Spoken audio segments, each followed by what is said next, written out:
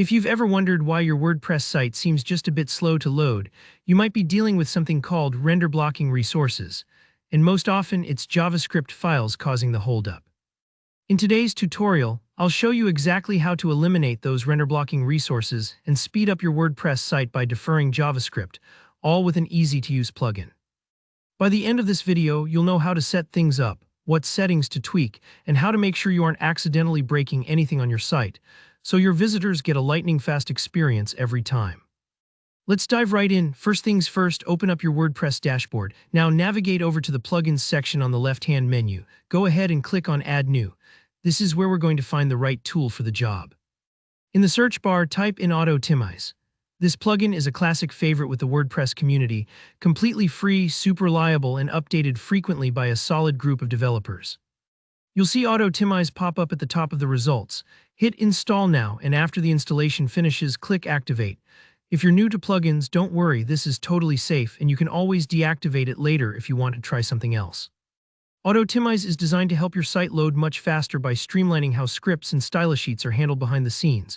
Once it's activated, head over to Settings in your dashboard and you'll find a new option labeled Autoptimize. Click that and you'll land on the main settings screen. This is where the magic happens. Now look for a checkbox labeled Optimize JavaScript Code and make sure to tick it.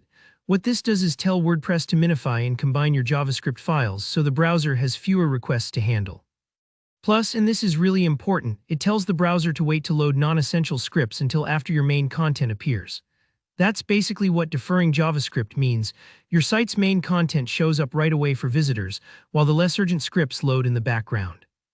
Think of it like inviting guests to take a seat at your dinner table while you finish up in the kitchen. People can start enjoying themselves much sooner, instead of waiting until every single detail is done. And if you want to take things a step further, Autoptimize has some advanced options just below. You might see checkboxes for things like deferring inline.js or aggregating all JavaScript files. If you're not sure what those mean, it's perfectly okay to leave them alone for now.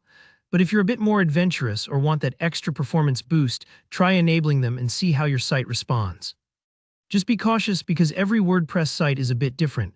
There's a small chance that deferring or aggregating scripts could, in rare cases, make something look odd or stop working.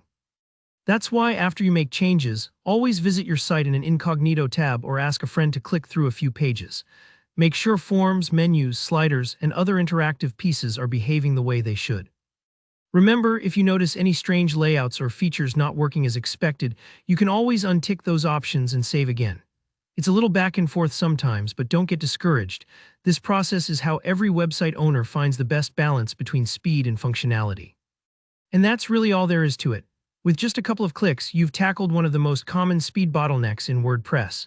Your visitors will appreciate the snappier load times, and you'll likely see an improvement on speed testing tools like Google PageSpeed Insights. If you found this tutorial helpful, make sure to give it a thumbs up. It really helps the channel. Leave a comment if you have any questions or if you ran into a step that was confusing, and I'll do my best to help out. And don't forget to subscribe for more easy-to-follow WordPress tutorials just like this one. Thanks for watching and happy optimizing.